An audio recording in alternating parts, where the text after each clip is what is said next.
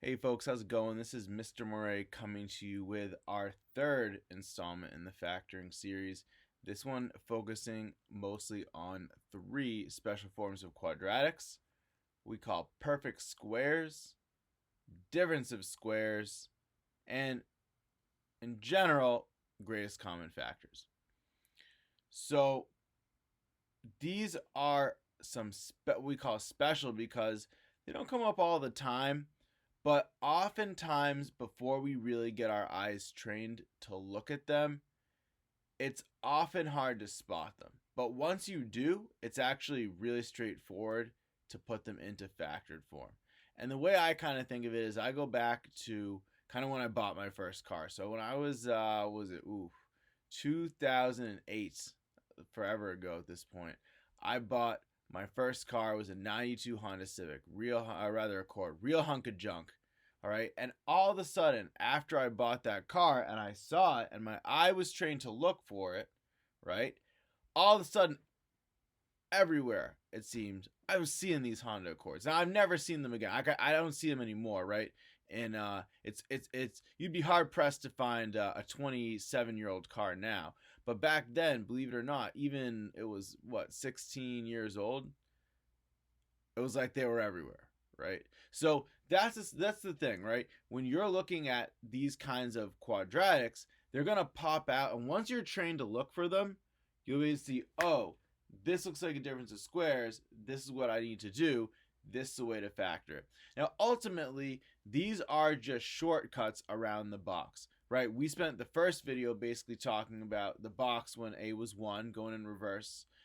Video 2 was when A was more than 1, right? Also, kind of going in reverse. And even though I've kind of teased, introduced these special cases, we haven't really had time to really focus on them. So again, any one of these quadratics that I'm going to show you today, you could do the box on it and you will get a factored version, right? You'll get it from standard form into intercept form.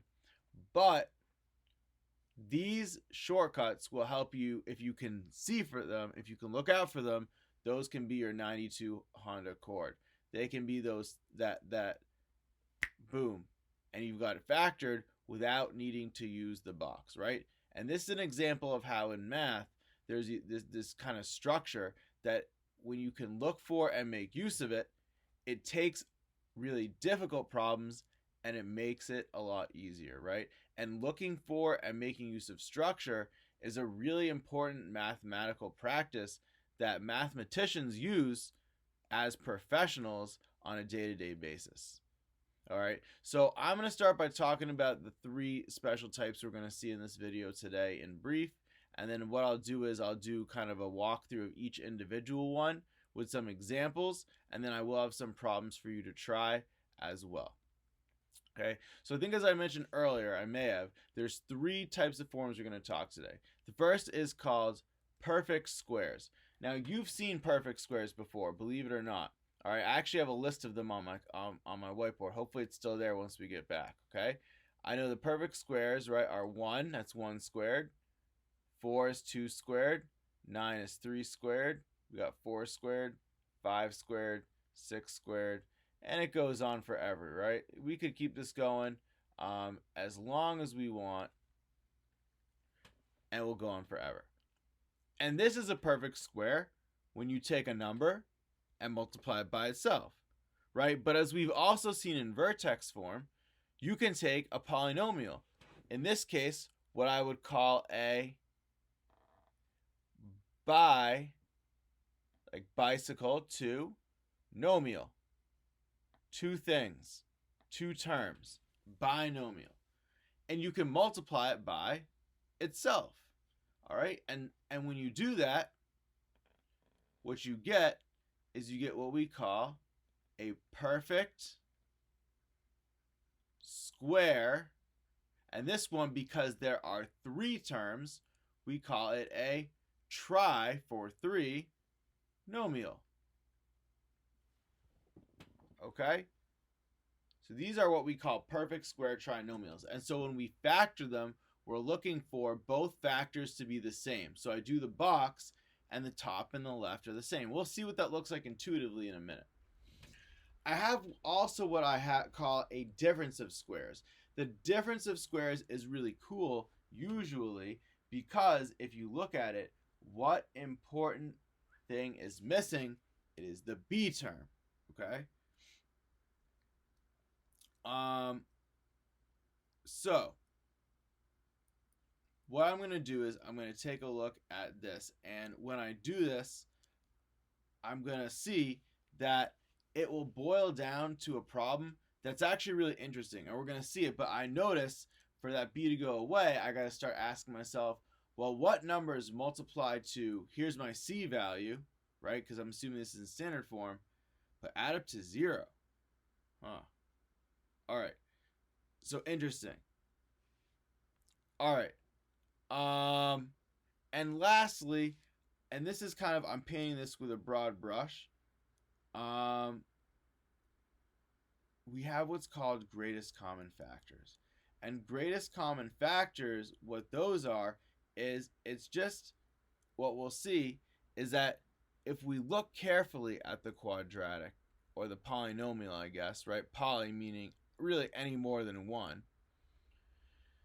We see something that all of the terms have in common. Sometimes it's a number, and sometimes it's a letter, but it could even be both. All right, and so in this video, we're going to investigate these things. The idea of Course 1 Honors and hopefully CP this year as well is to lay the foundation for some of these tools so that next year we can, one, because remember, right now we're trying to factor, but ultimately we're trying to solve quadratic equations as well in our search for x-intercepts. So remember, we're going to use this for something. We're going to use it for something really important, okay? But next year, as we begin the year, we're going to talk about more strategies to do this. So I'm hoping to lay a really strong foundation so that as we transition into future strategies for solving quadratics next year, right, and we move into polynomials, things that are cubes, you have these really powerful strategies to use. All right. So I'm going to take a look at the first type of special case, and that is the perfect square. So a perfect square, or sometimes if it is three things, we call it a perfect square, right? And I'll put this in parentheses, trinomial, because technically a perfect square could be a number 2. That's a fair argument. A perfect square happens whenever you have a quadratic with two factors that are identical. In other words, you attempt the box and the top and the left are the same. Now think about it, right? What do we know about a square? Well, one of the defining features of a square is that the length and the width, and in that, for that matter, all sides, are equal to each other. And if you think about it, if you set up a box where the top and the left are exactly the same, well, that means that the height and the length of the box has to be equal, and therefore what you have effectively is truly a square. What you see in bold is a formula that's interesting, and where this comes from is expanding out. If I was to actually box out a minus b and a plus b, one thing you might notice is first of all, I don't want you to worry about memorizing the rule. That's not valuable to me. If you want to, go for it, but don't worry about it if you can't. But let's look at some interesting patterns I see here. First of all, when I have a perfect square, I'm going to notice that the first term, the x squared term, is a perfect square. And I'm going to notice that the constant term, that's usually the constant term, right? Because look, we're working with, in reality, ax squared plus bx plus c. So if my a term, what we're going to see is going to be a constant, or rather a perfect square. My constant term will also be a perfect square. So what this means is this: if I'm faced with a quadratic that I need to factor, and I notice that the quadratic term and the constant term are both perfect squares, I might want to think about whether this thing might actually be a perfect square. And why that's important is because, remember, one of the challenges is, and this is especially true when a is more than 1, your job is to figure out how to find those two special numbers that are going to multiply to c and somehow work with a to add up to b. Okay, and so this helps us because sometimes when we have a lot of different possibilities, right, we're going to want to narrow those down quickly, and this might be one way to do it. Another thing I notice is that look at term 2, the middle term. This is usually what we call the linear term because the power of x is 1. Notice how this is a multiple of a and of b. Okay, and so we'll see what that looks like in a minute. But again, see how a is in this and b is in this. So for example, if a was 1, let's do a better one. 2 and b was 4, this number here would actually be 2 times 2 times 4, or 16, and observe how 16 is a multiple of both of these numbers. So again, that might help you. If you see this is a perfect square, this is a perfect square, and this, the coefficient, right, is a multiple of both a and c, or essentially, that might be something worth taking a look at. The other thing I notice is that, there's one main difference if you look in the parentheses, and that is that the top is a plus or a minus and the bottom is a plus. And we see a similar thing here. All right, so these are the same. And notice the last one is always positive. And think about it, that makes sense, right? Because if you're going to box this out, the last term comes from multiplying this term. And if you think about it, if this was a minus b and I was multiplying, these two are the only way to get the last one. So you're either going to be faced with multiplying a negative times a negative or a positive times a positive. Either way, you're on a positive. Okay, so those are just maybe some interesting patterns. Here are some examples. So notice here, I have x squared minus 6x plus 9. And what I do is I factor that using the box. And what I find is that I get x minus 3 and x minus 3. Okay, so you can envision setting up your box. And I have my x squared here, my 9 here. And I go, got to add to negative 6. And they got to multiply up to 9. And they're going to be negative because this is a negative. This is a positive. So it's going to have to be minus 3 and minus 3. Perfect. So notice both the top and the left are exactly identical. If you look at this, right? So my A is x and my B is 3. And notice how, again, you have the same signs. You have this is a squared, right? X times x is x squared. This is 3 squared, or you could, right? And then notice how this 6 is a multiple of 3, and it's a multiple of x. If you divide it by 3, you get 2x, so there's no remainder. If you divide it by x, you get 6, so there's no remainder. So if I'm looking at x squared minus 6x plus 9 out in the wild, right, I see the first one is a square. I see the second one is also a square, right? The x squared and the 9. Well, I mean first and second. So maybe I start to think, maybe I should try minus 3 and minus 3 because I've got the two squares. I'm not saying that it will always work, but maybe it will guide you in the right direction.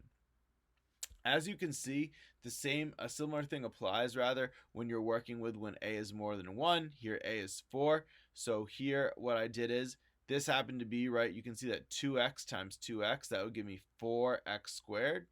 And 11 times 11 for 121. All right.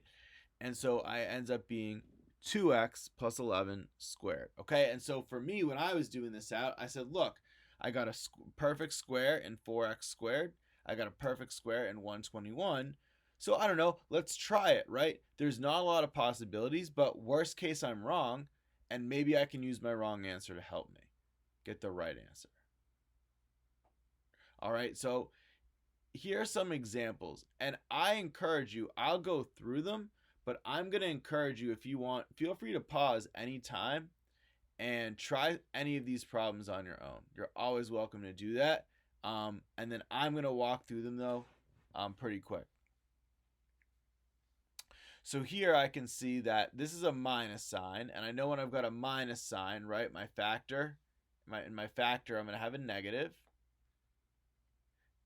And so this one's going to be x minus 5 times x minus 5, or x minus 5 squared. And if you do it out with the box, you would get the exact same thing, right? Notice negative 5 times negative 5 is 25. Negative 5 plus negative 5 is negative 10. Remember that strategy doesn't always work, but here a is 1, so we're fine. Here I say, oh, I notice this is a plus, so I better make sure I put a plus here. So notice that if I do 11 and 11, I get 11x. I get 11x for 22. I get my x squared. I get my 121. So here it's x plus 11 squared. Here, right, again, I see the positive. So what sign do I put in? It's going to be a positive. And then here will be 8. So notice that b over 2, this is always equal to whatever b is divided by 2. And this is essentially b over 2, right? What? Squared, right? Because it's whatever this is squared. So that's interesting, right? So this will be a perfect square as long as this is half of the b value squared. Interesting. That might end up helping us sometime hopefully soon. All right, lastly,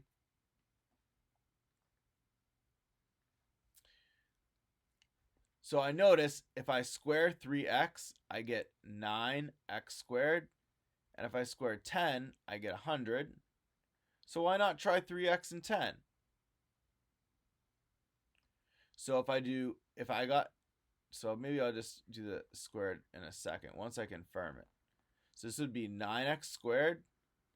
This would be 30x, and 100. Perfect. So it's 3x plus 10 squared. Okay, so difference of squares is a unique situation in which the factors, when you do them out, are the same, indicating that in the box analogy, the height and the width are equal, indicating that by the definitions that we know of quadrilaterals from one of our previous units, the shape must be a square. All right, so cool. Also notice that when I set this equal to 0, something interesting happens. If I make this equal to 0, and if I don't make it equal to 0, remember, you can't tell me what x is equal to. All right, don't forget about that.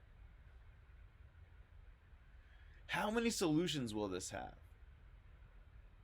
Well, it's only going to have one, because if x is minus 5 squared is 0, x can only be 5. Here, x can only be negative 11. Here, x can only be negative 8. And here, x can only be equal to negative 10 thirds. Interesting. So this is a scenario where it's only going to just boop, touch the x-axis one time. Cool.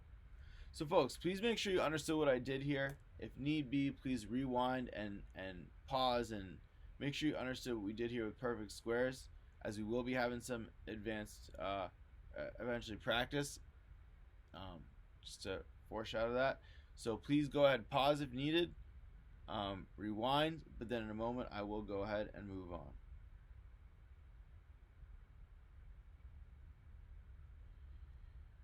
All right, so here we go. The next type of situation is called a difference of squares. Okay, so this is what it looks like. It looks like a square, this red one, but then someone like munched, like took a sandwich out of it. Took a sandwich out of it, a piece out of it. B squared. took that little section out. Okay, so a difference of squares, by definition, okay, according to this, happens whenever you have a perfect square being subtracted from a perfect square. So it's like I'm taking this a squared in red and I'm subtracting out the b squared in red and green. I mean, I'm taking a piece out of it. Okay, and so what that means is it's a squared, and then literally we're minusing b squared. And whenever you do that, right, notice what's interesting about these situations. What you get is you get a minus b times a plus b. Notice here what's interesting is that something is missing, right? B is missing, right? X squared, there's no x, straight up x. It's just x squared minus, has to be minus because it's a difference, right? And difference means, difference means subtraction. Okay, difference. Okay. And then notice that both of the things are squares. Now, the difference of squares does not always work. We are going to talk about one other method in this unit that we sometimes need to deploy when the numbers don't come out quite that nice. We're not always going to get like whole numbers or little fractions. Believe it or not, even those fractions with these kind of quadratic equations, even those, relatively speaking, would be considered quote unquote nice. Okay, so here's again our rule if you want to skip around the box. It's a minus b and a plus b. And the reason that works is because if you think about foiling it or expanding it, well, when I distribute, here's my a squared, but then I get a times b. But then when I do it the other way, so if we're keeping track, right, I've got a squared, then I distribute, and I get ab. Then I start distributing the b. So I distribute the b to the a. And then, lastly, I distribute the b to the b. But if you think about it, right, BA, well, what's the difference between BA and an AB? Right, they're the same. Doesn't matter what order you multiply numbers. But then in that case, those cancel out. So that's all you have left, okay? So by making the plus and then the minus like that and keeping the other two things the same, that's going to ensure that that middle term b will always cancel out, right? And that's based on like the commutative property and what we know about like the properties of opposites, right? That they cancel each other out. At least under like addition subtraction. All right, so two examples here. We got x squared minus 25 and we've got 4x squared minus 81. In the case of x squared minus 25, right, that breaks into x minus 5, x plus 5. And then with 4x squared minus 81, this is a case where a is positive, or rather a is greater than 1. And so we get 2x minus 9, 2x plus 9. So when I'm looking at this, I'm asking myself, where's b? And if you don't see b, that might be an opportunity to use difference of squares. Again, if you do not remember the difference of squares formula, it won't break you. In the end, we have our tried and true method of doing the box. Look, I can do it with x squared minus 25. Here's x squared. So I need two numbers. I know this is x and this is x. No way else to get x squared. And now these, well, look, there's no x in this. So there's going to be an x here. And there's going to be an x here. And I know that because of the existence of them up in these parts, right? If the thing you're multiplying by has an x in it, then the answer, because of how we define polynomials, the answer is going to have an x in it, okay? For sure. But in the answer, there are no x's. So these things are going to have to cancel out. And the only way for them to cancel out is for them to be opposites, right? Think about it. The only numbers that cancel each other out are opposites. If I have 2, only -2 can cancel out. If I have 5, only -5 can cancel out. If I have pi, only pi can cancel out. If I have a million, only -a million, and so on, right? So this may be if we have our, based on this really, really fundamental intuitions of math, like, right, some of the first stuff we ever learned, the basics, we can really gather a lot of really cool stuff with these quadratics. All right, so I'm going to slide down and show you some examples of difference of squares. Again, as I approach these, the first thing I notice is that they're missing what we call the linear term, the term with x to the power of 1 in it, right? So I've got x squared minus 64. Where's the x? X squared minus 121. Again, x squared minus 225. And for a little bit of challenge, 9x squared minus 400. So if I was to box out the x squared minus 64,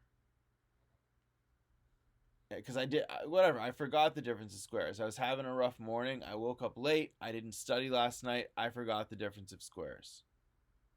Let's try to solve it out. So look, how many x's do you get in your final answer? There are 0 x's, which means these have to cancel each other out. Well, what numbers cancel each other out, in other words, add up to 0, and multiply to -64? Only 8 and -8, or -8 and 8. Remember, it doesn't matter in this case because a is 1, and in general, it does not matter the order that you state your factors. So if you said x minus 8 first, that's totally fine.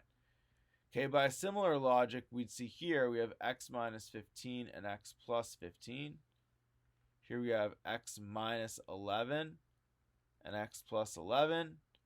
And here we have 3x minus, and the square root of 400 is 20. Okay, so some patterns again, right? You got the minus and the plus to cancel out the linear term. And you have the first thing being the square root. The second. Now, here's the biggest mistake people make. Never ever do this. This is bad. Okay? So, a plus b squared is not equal to a squared plus b squared, right? So, sometimes people have the tendency to do this. But look, I intentionally showed you perfect squares first. You know what a plus b squared is, right? It's not equal to a squared plus b squared, right? There's this whole term inside that you're not getting. So do not make the mistake of doing this with difference of squares. Do not do that, okay? That's going to lead to a wrong answer. I'll say every year at least a couple people do it. Don't let it be you, okay? Do not let it be you. Okay, some math teachers say that a bad thing happens. I think like a butterfly loses its wings or something like that every single time it happens. Just please don't let it happen to you. Don't be that person. All right? Because I'm telling you, this stuff, I'm telling you, will come back next year in factoring when you have to work with bigger polynomials that boil down to quadratics that might then need this technique to factor them out. All right, so now I'm going to move on to greatest common factor, our last type. So the greatest common factor is not necessarily a special type so much as it is something that you can use to simplify a factoring problem.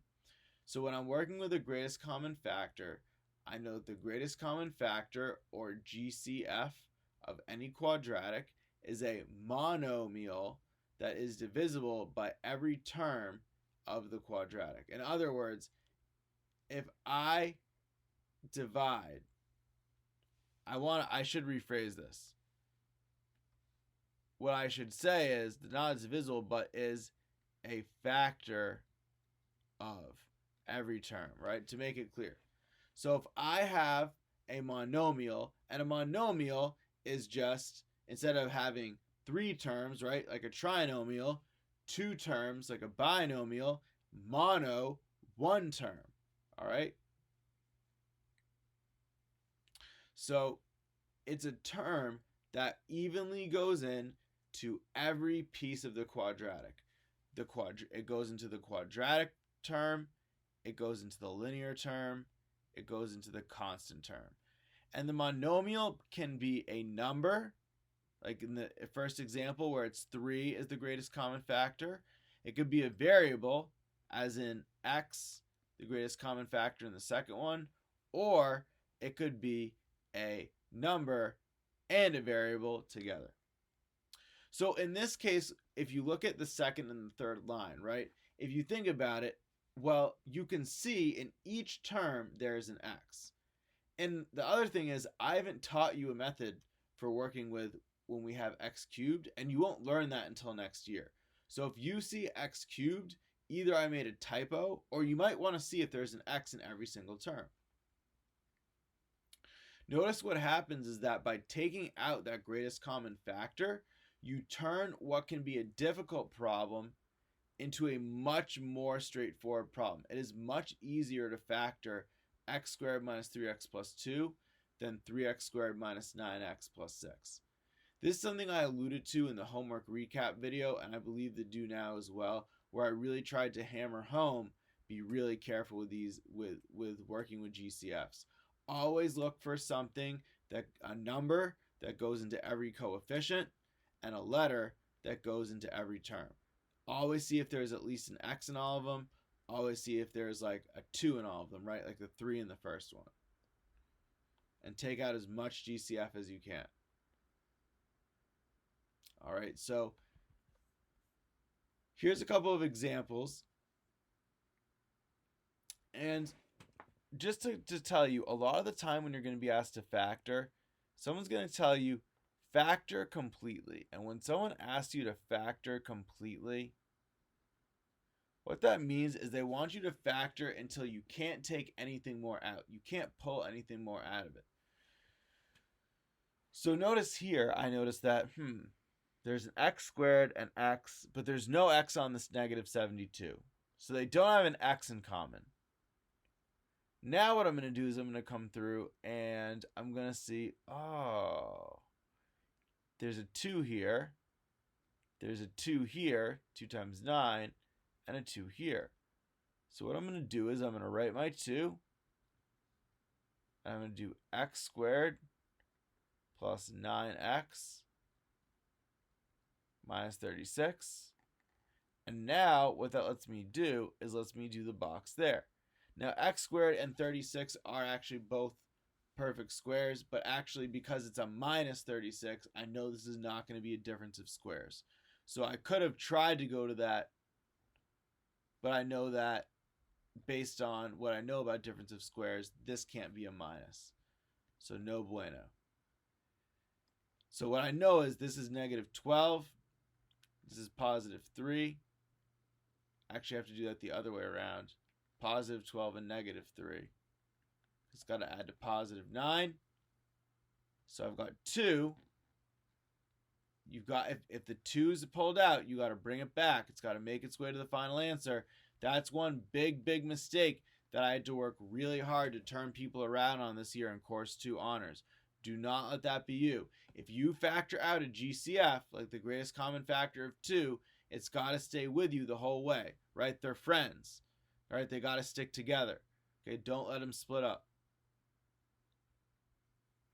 All right, now here I've got 9 minus x squared.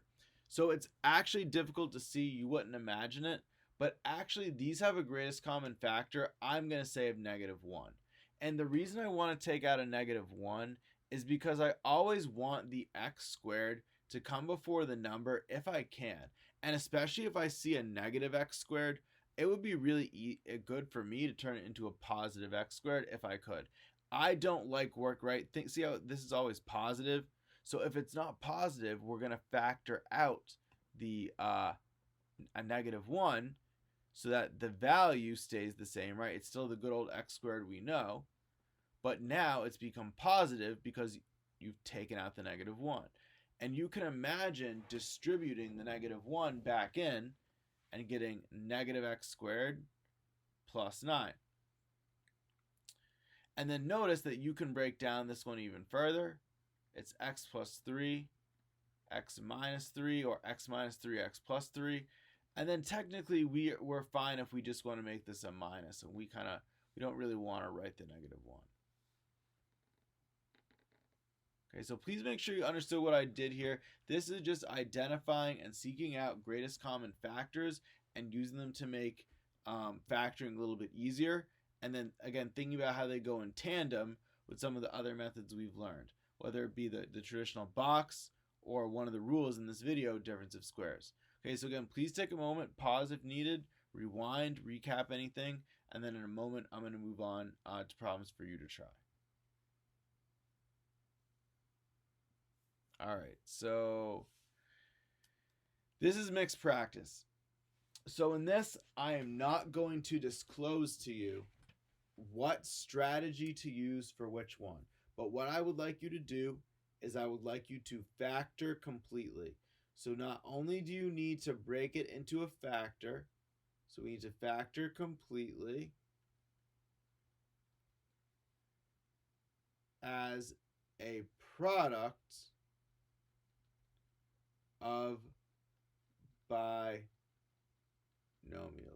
So in other words, I'm saying factor this as much as you can so that all you're left with is some x plus somethings, some x minus somethings, or whatever, all multiplied like in similar to intercept form, and make sure that every greatest common factor is removed. So if there's a 2 in common or a 3 in common, that needs to make its way all the way to the front in the final answer.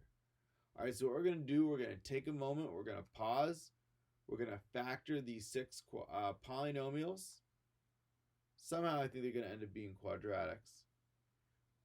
But then when you're ready, go ahead, unpause, and I'll show you how to solve them.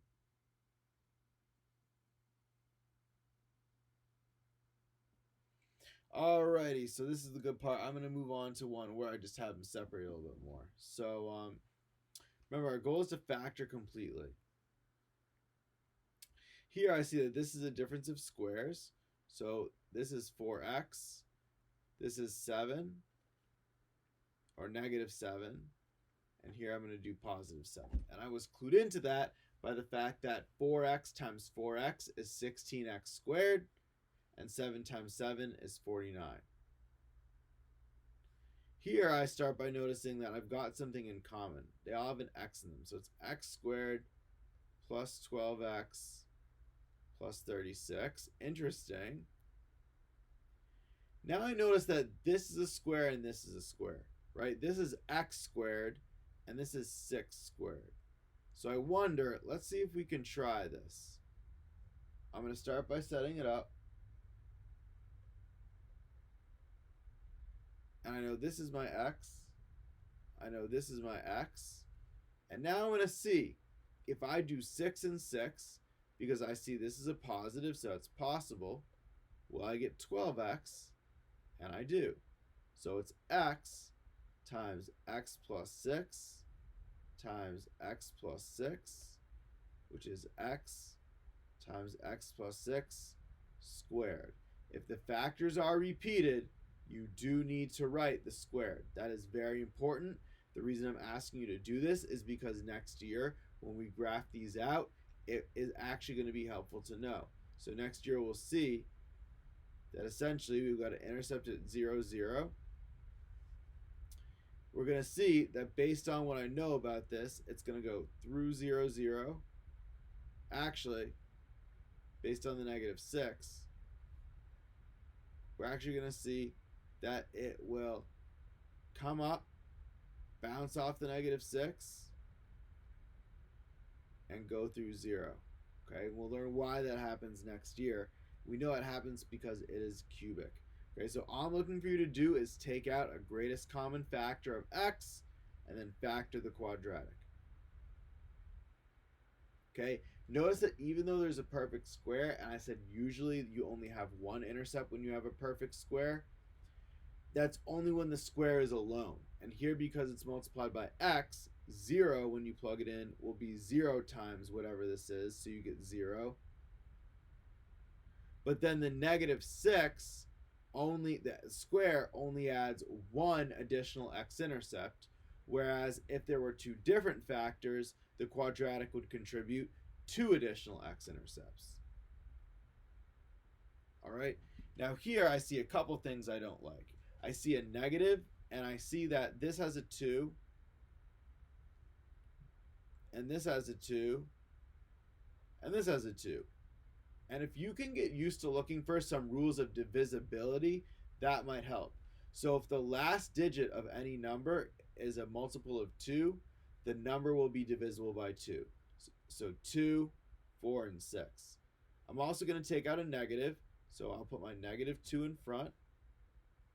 And this becomes x squared, because this would be negative 2x squared, minus 2x, because this would be 4, actually, yep, 4x. And this would be, let's see, 63. And now what's going to happen is I've got to factor the inside.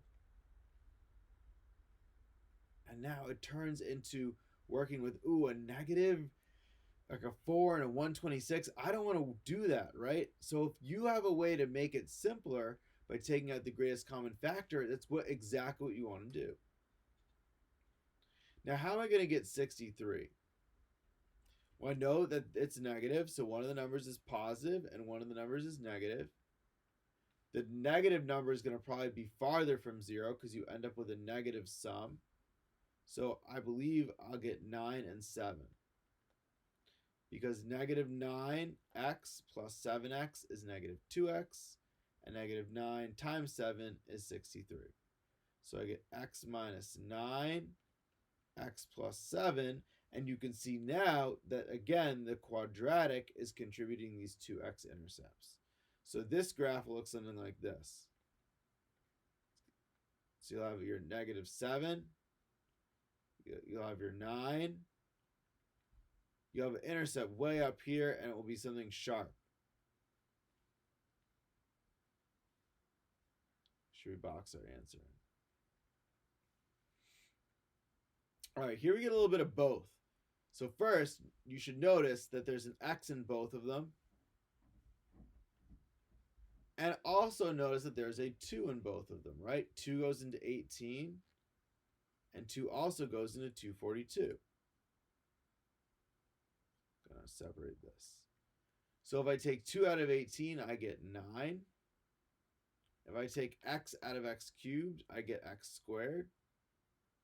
If I take 2 out of 242, I get 121. If I take x out of x, all I get is 1. So I'm actually good there.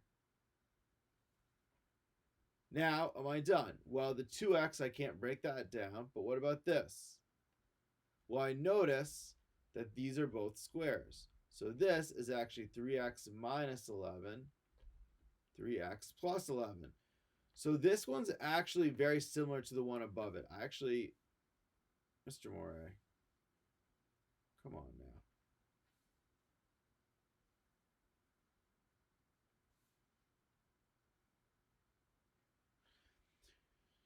So notice, similar to this example right here, right? There, when I pulled out the x, it guaranteed me that 0 was an x-intercept. And that also, because I had a square, I only got one additional one. But here, because the quadratic provides two different factors, the 2x tells me that I'm going to have a 0. And the x minus these tell me my other two. And these are about 11/3 or 3 2/3. So this one's going to end up, and we'll see this next year, like something like this. Up, down, up. A little rough sketch there. All right. Again, we're going to see a similar pattern here. So here I notice they all have an x. Hopefully you notice they all have, let's see. These ones actually have a 4 in them. 4 goes into 12 3 times. X goes into x cubed. X squared times. 4 times 7 is 28. X times x is x cubed. And 4x times 2 is 8x. Now I'm going to try to factor the interior. So I know this is not a special form, and that's because 2 is not a perfect square, neither is 3, so this is not going to be a difference of square, or rather a perfect square. And it's not a difference of squares, right? Because you got a b term in there. And also because those are not squares. So here's my 3x squared and my 2. So this is going to have to be 3x, and this will be x. And now I know that both numbers have to be a negative.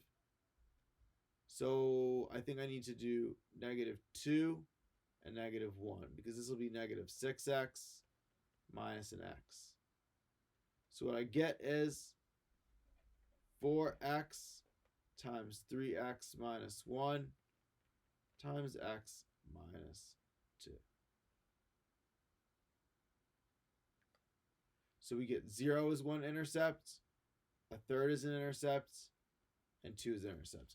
And by the way, don't worry about the fact that you cannot do a cubic function.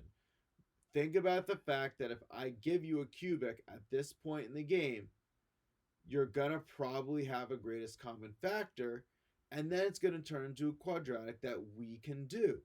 So you just have to give yourself a chance. If you give yourself a chance, the answer will be there. All right, finally, I've got one in which the a value is 0, so or rather is negative. So I'm going to go ahead and I'm going to factor that out. So every sign flips. This goes back to a positive, this goes to a negative, and this to a negative, right? This is like a -1. And now I have to factor this, okay? Because otherwise what you run into is you're going to have to factor out anyway, because you end up with a negative as one of these two. So just take care of that now. And then this has to be -11 and +10, so that the x's add up to -x. So I have negative x minus 11, x plus 10.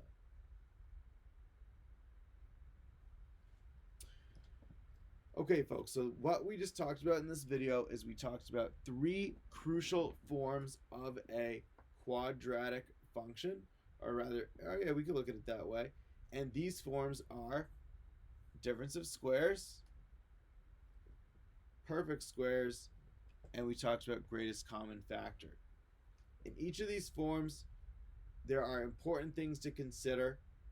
Sometimes, as with perfect squares and difference of squares, it saves you time. But sometimes with greatest common factors, we have things that we really always want to look for and pull out all the time. So again, I hope you found this video informational. I would expect that in the next coming days we will have a do now involving some of these. So keep fresh, keep staying at it, keep positive, and remember, you can do it. All right, thanks so much for watching. Have a wonderful day, and don't forget to love math.